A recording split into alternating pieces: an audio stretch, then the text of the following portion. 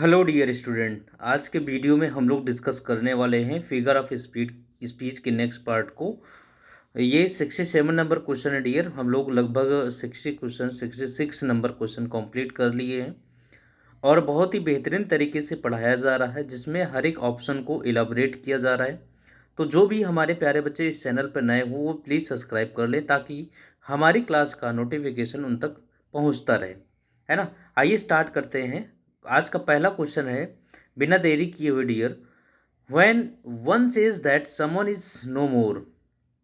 मान लीजिए कोई कहता है कि समवन इज नो मोर, और यह कह दे और that someone has breathed his या her last, the speaker is resorting to. कहने का मतलब यह डियर कि किसी ने कह दिया नो मोर, है ना, यानी कि अब समवन इज नो मोर यानी कि वो नहीं रहे, यानी क्या हो गए, पास, है ना, पास्ट अवे हो गए, पास अवे हो गए। इसका मतलब कहीं ना कहीं किसी ऐसी बात की जगह पर हमें बात को रिप्लेस करना है ना। तो रिप्लेस करने के लिए आपके पास एक वर्ड आता है यूफेमिज्म। यूफेमिज्म कई बार वर्ड आया है।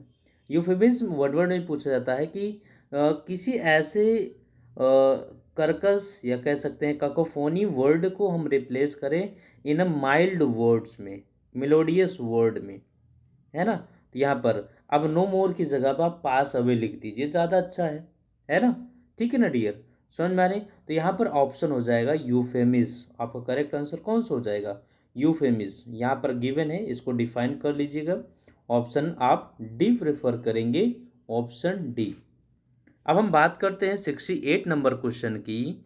Robert Graves is broken image ends दस ही in a new confusion of his understanding, I in a new understanding of my confusion, the figure of speech is here is। यहाँ पर कौन सा figure of speech है, जरा बताइए। तो यहाँ कह रहा, देखिए यहाँ पर जरा आप ध्यान समझेंगे dear. He in a new confusion of his understanding, है ना, कहीं ना कहीं न्यू, उसकी समझ का एक नया कन्फ्यूजन है, उलझन है।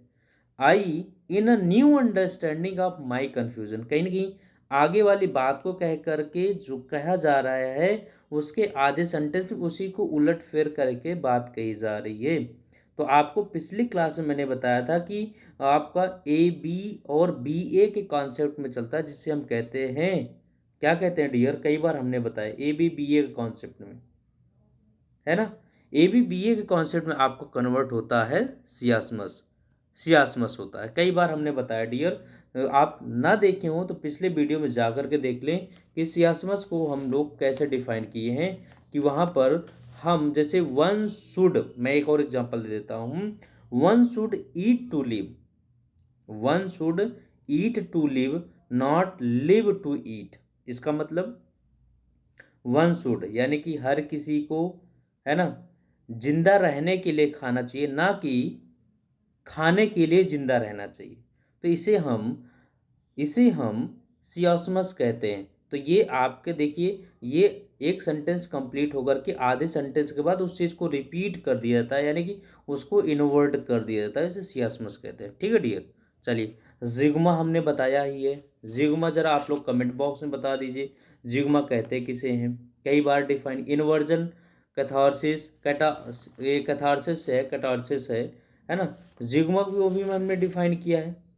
जिग्मा आप लोग अगर हमारे साथ लगातार बने होंगे तो आप बिल्कुल भूलेंगे नहीं जिग्मा होता क्या है ना। मैंने बताया था कि a figure of speech that involves using a single word और phrase to join two or more parts of a sentence. जैसे इसमें कहने का मतलब एक ऐसा वर्ड होगा जो आगे आने वाले किसी भी वर्ड को, किसी भी क्लॉज को, किसी भी फ्रेज को क्या कर रखा होगा, कनेक्ट करके रखा होगा, उसे हम जिगुमा कहते हैं। जैसे she broke his car and his heart, she broke his car and his heart. तो सी ब्रोक, सी ने क्या किया, तोड़ा, क्या तोड़ा। अब ब्रोक एक ऐसा वर्ड है जो आगे आने वाले शब्दों को जोड़ रहा है, his car and his heart, तो दोनों शब्द को जोड़ दिया, that is a zeugma. Clear now, दोनों बहुत अच्छे हैं। चलिए नेक्स्ट बात करते हैं हम लोग। The phrase leave leaves dancing is an example of, अब यहाँ पर एक और कॉन्सेप्ट आ गया, लीव्स डांसिंग। लीव्स डांसिंग है ना, एक प्रकार की फैलेसी है भाई। जब किसी हम नॉन ह्यूमन बीइंग ऑब्जेक्ट को कह सकते हैं, या नॉन ह्यूमन बीइंग ऑब्जेक्ट को हम उसमें एक बीइंग ऑब्जेक्ट देखते हैं, है ना, यानी कि उसमें हम एक ऐसे नॉन लिविंग थिंग्स में उसको ऐसा व्यवहार करते हैं जिसमें लिविंग के जैसा हो।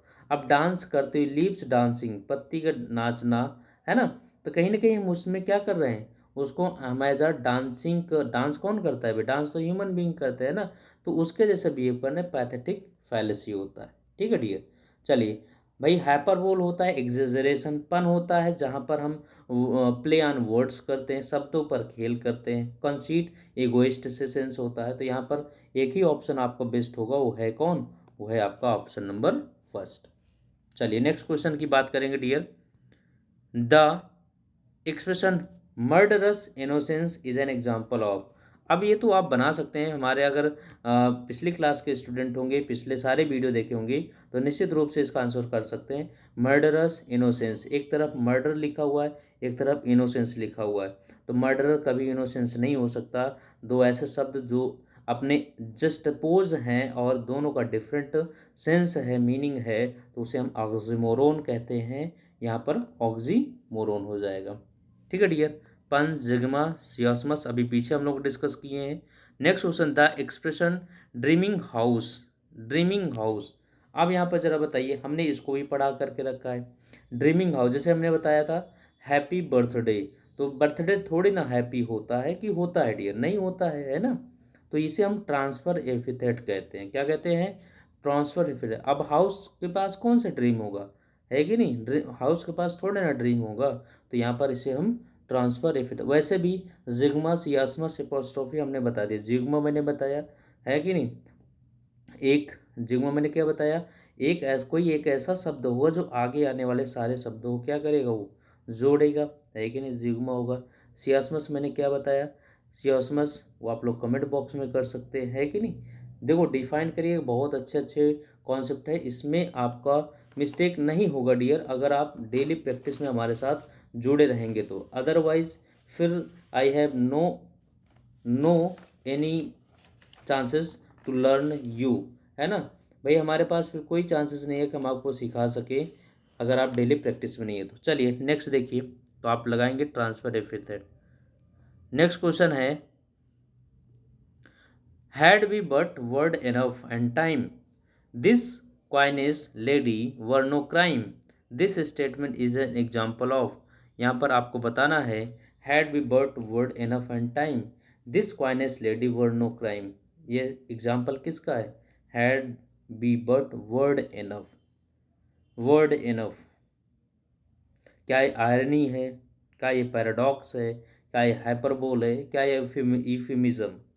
यूफिमिज्म मैंने बता दिया कि क्या होता है, जिसमें हम ऐसे शब्दों को इस्तेमाल करते हैं जो हार्ड एंड टफ हो, उनके स्थान पे एक सॉफ्ट वर्ड यूज करें, माइल्ड वर्ड यूज करें, उसे हम यूफिमिज्म कहते हैं, है ना। अब आपके सामने आ गया पैराडॉक्स। पैराडॉक्स क्या होता है, पैराडॉक्स को भी डिफाइन किया गया है, आप जरा कर सकते हैं, अगर पिछली वीडियो हमारे वीडियो को देखे होंगे, नहीं देखें तो हम आपको डिफाइन कर सकते हैं। चलिए बताते हैं आपको पैराडॉक्स क्या होता है। पैराडॉक्स उसे विरोधाभास होता है कि नहीं, क्या होता है, विरोधाभास होता है, लेकिन कैसा, ये अपने आप में विरोध तो करेगा लेकिन अपने आप में एक ट्रू सेंस देगा। A statement that seems to go against common sense but may still be true, ध्यान रखना। जैसे हमने कहा less is more, less is more कहने का मतलब दोनों अपने आप में क्या है, विरोधाभास है, लेस है और मोर है ना, ठीक है ना। आप कह सकते हैं सर ये ऑक्सीमोरोन भी हो सकता है, तो ऑक्सीमोरोन मैंने बताया डियर कि दो शब्दों दोनों अपोजिट वर्ड रखें, अपोजिट सेंस रखेंगे, जैसे स्वीट पेन एक साथ आएंगे, जक्सटपोज रहेंगे, दोनों एक साथ यूज किए गए, स्वीट पेन, है ना। लेकिन यहाँ पर क्या है, लेस इज मोर, लेस और मोर के बीच में इज आ गया, तो लेस इज मोर, देखने में दोनों अगेंस्ट हैं एक दूसरे के, लेकिन उनके अंदर एक स्टिल ट्रूथनेस है, ठीक है, ये पैराडॉक्स। हाइपरबोल क्या होता है, बढ़ा चढ़ा के कहना। अब यहाँ पर एक ऑप्शन बचा आयरनी, तो यहाँ पर देखिए हैड कह सकता है we but world enough, irony कह रहा है and time this coyness lady were no crime, है ना। ध्यान रखना आयरनी ए सेल्फ कॉन्ट्राडिक्टरी होता है टू एक्सप्रेस पॉसिबल ट्रूथ, ठीक है डियर। चलिए यहाँ बताइए the opposite of hyperbole is. अब ये बहुत अच्छा वर्ड है, बहुत अच्छा क्वेश्चन है। हाइपरबोल को अपोजिट बताना है। हाइपरबोल के अपोजिट है मियोसिस। बहुत अच्छा कॉन्सेप्ट है, बहुत अच्छा क्वेश्चन भी है। हाइपरबोल का अपोजिट क्या होता है? मियोसिस। मियोसिस क्या होता है? Under statement. हाइपरबोल क्या होता है? ओवर स्टेटमेंट, है ना। जैसे कॉलिंग द अटलांटिक ओशियन को क्या कह दीजिए? The pond, small pond. मान लीजिए अटलांटिक ओशन कह रहे हैं आप, उसे स्मॉल पॉन्ड कह दीजिए, है ना। तो ये क्या है? ये किसी चीज़ का हाइपरबोल का अपोजिट हो गया, है कि नहीं। जैसे हमने कहा calling a great dance, great dance को लैप डॉग कह दीजिए, है ना। तो ये क्या हो जाएगा? ये आपका मियोसिस हो जाएगा। आंसर भी यही है। अच्छा, एना एना एनाग्नोरिसिस क्या होता है? एनाग्नोरिसिस होता है ये भी रिकॉग्निशन और revelation of the true identity of person previously unknown. Anagnorisis होता है जैसे हम किसी इसमें उसके सच्चाई को रिवील करना चाहें। जैसे मान लीजिए कोई करेक्टर है, जैसे हैमलेट को ले लीजिए, है ना। उसमें जब क्या कहते हैं करेक्टर होता है, जैसे फूल्स का करेक्टर, या कोई जैसे गैनीमीड का करेक्टर ले लीजिए, है ना। बाद में उसको आइडेंटिफाई कर लीजिए, है ना। एज यू लाइक में गैनीमीड का ले लीजिए करेक्टर, है ना। तो यहाँ पर गैनीमीड का करेक्टर ये अपने आप में इग्नोरिसिस है, यानी कि उसके रिवील कर दिया जाता है, बाद में उसको खुलासा कर दिया जाता है कि हाँ उसकी सच्चाई को पहचान लिया जाता है। ये इग्नोरिसिस होता है, ठीक है डियर। यानी कहने का मतलब ये है कि जो उसका हिडन मीनिंग है उसको आपने जो है कैच कर लिया, जान लिया, ठीक है। सेनेडॉक क्या होता है? सेनेडॉक मैंने बता दिया कि एक ऐसा शब्द जो ओवरऑल सेंटेंस को, वर्ड को क्वालिफाई करने का काम करे, उसे सेनेडॉक कहते हैं। जैसे मैंने कहा boot is on the ground, है ना। Boots is on the ground, इसका मतलब ग्राउंड पे बूट थोड़ी आया, है ना। बूट मतलब जो आप बूट पहनते हैं, शूज, है ना। इसका मतलब सोल्जर्स ऑन द ग्राउंड, ठीक है डियर। तो बूट क्या किया? सारे वर्ड्स को डिफाइन कर लिया। चलिए इनवर्जन ये विपरीत सेंस रखता है, तो ऑप्शन क्या हो जाएगा? ऑप्शन आपका एक हो जाएगा, फर्स्ट ए।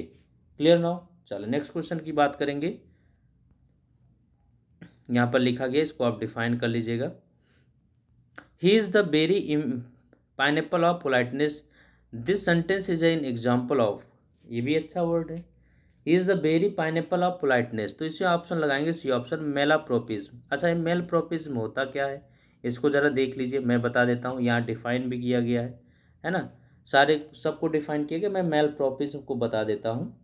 मेलप्रोपिज्म होता है जैसे कुप्रथा कहते हैं। कुप्रथा समझते हैं? मेलप्रोपिज्म क्या होता है? कुप्रथा होती है। कुप्रथा होता है जैसे मेल, जिसका मतलब होता है mistaken use of a similar sounding word.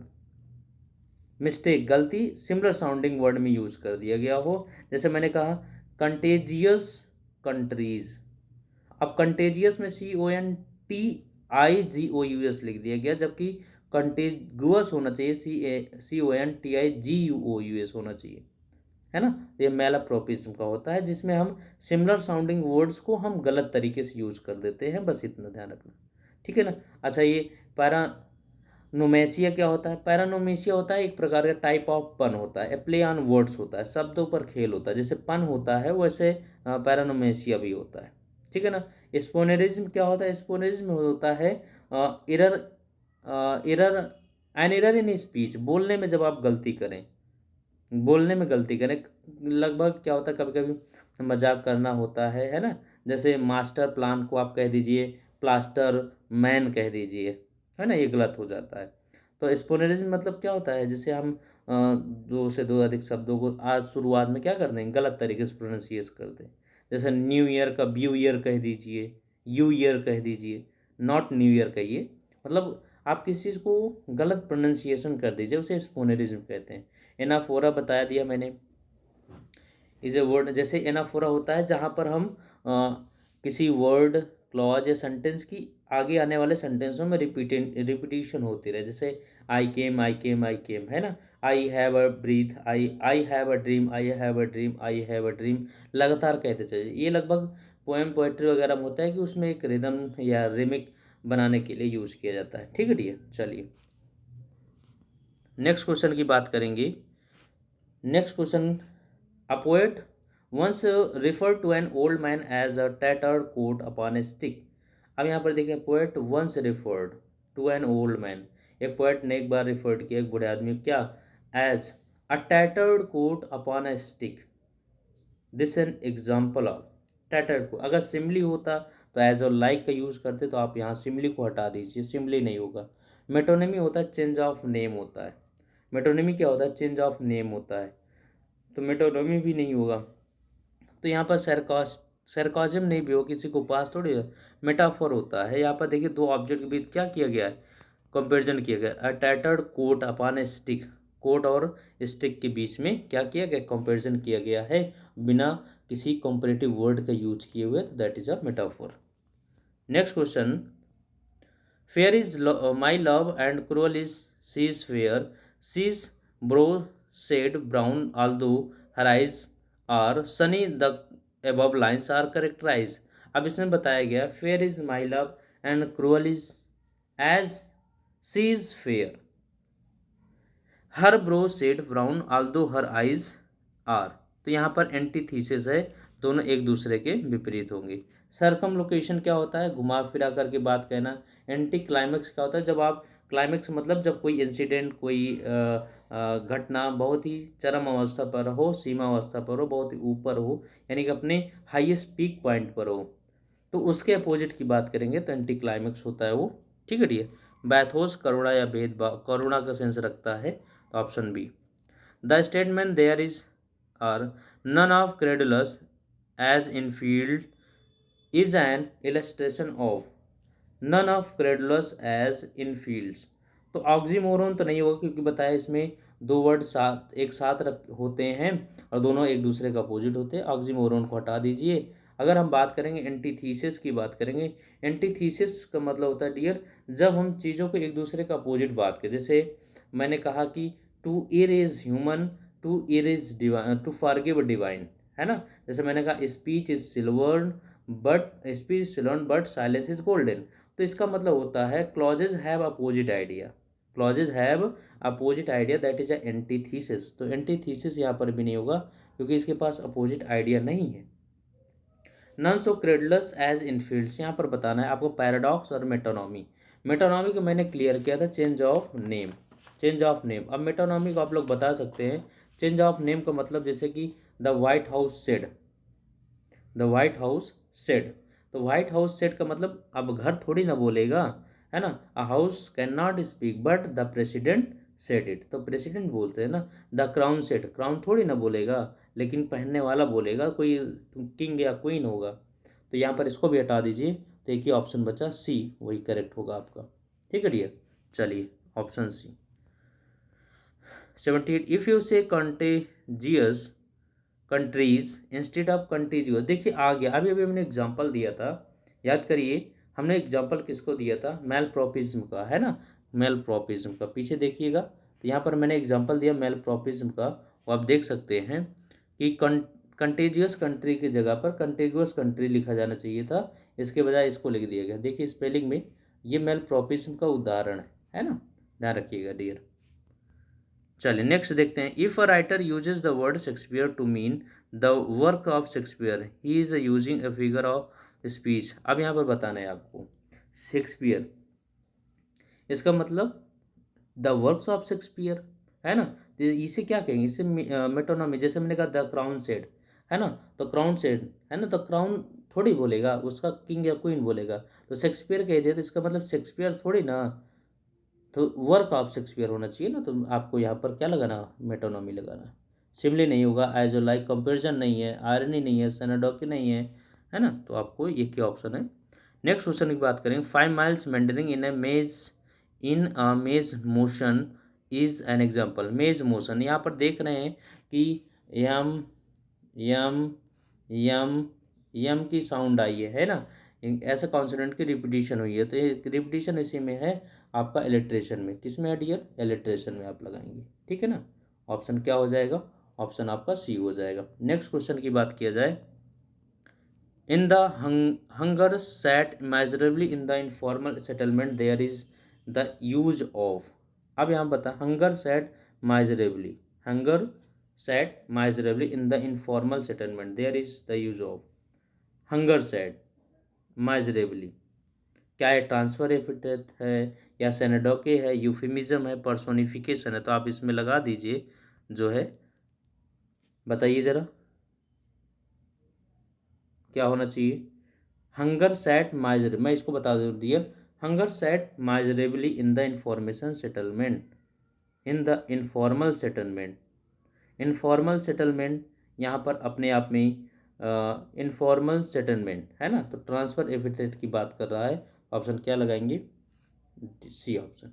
ठीक है डियर, तो वीडियो कैसा लगा आप लोग कमेंट बॉक्स में बताइएगा। बाकी मिलते हैं नेक्स्ट वीडियो में, तब तक के लिए थैंक्स फॉर वॉचिंग। जो भी बच्चे नए हो प्लीज़ सब्सक्राइब कर लें।